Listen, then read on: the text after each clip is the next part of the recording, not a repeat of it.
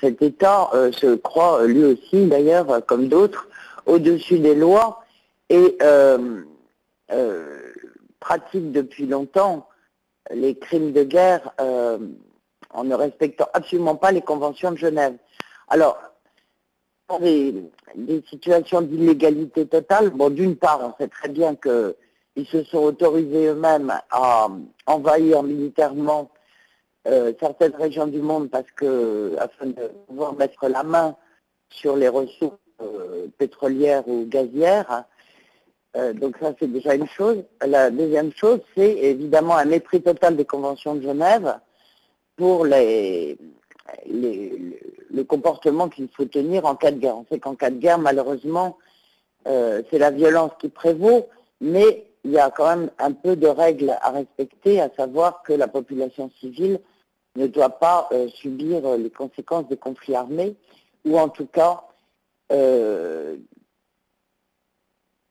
sous réserve de respecter des règles de protection de la population civile. Deuxièmement, la situation des gens qui sont arrêtés.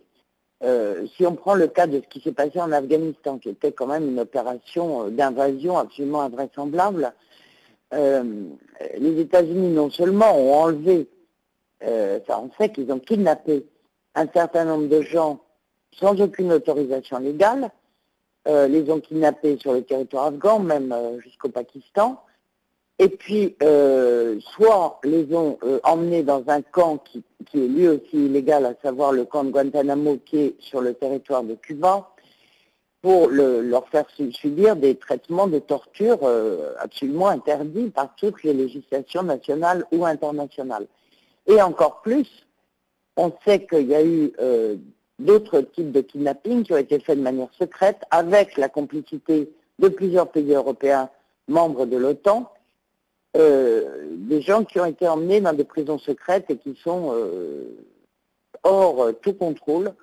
de la moindre organisation internationale, puisque ce sont des systèmes qui sont restés secrets.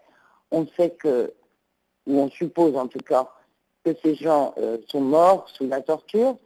que leur identité n'a jamais été révélée, que les kidnappings eux-mêmes n'ont même pas été admis. Il y a un seul cas en Europe où il y a eu des poursuites, c'est en Italie, contre des gens de la CIA qui avaient enlevé un imam près de Milan pour l'emmener pour le faire séquestrer en Égypte et le faire torturer.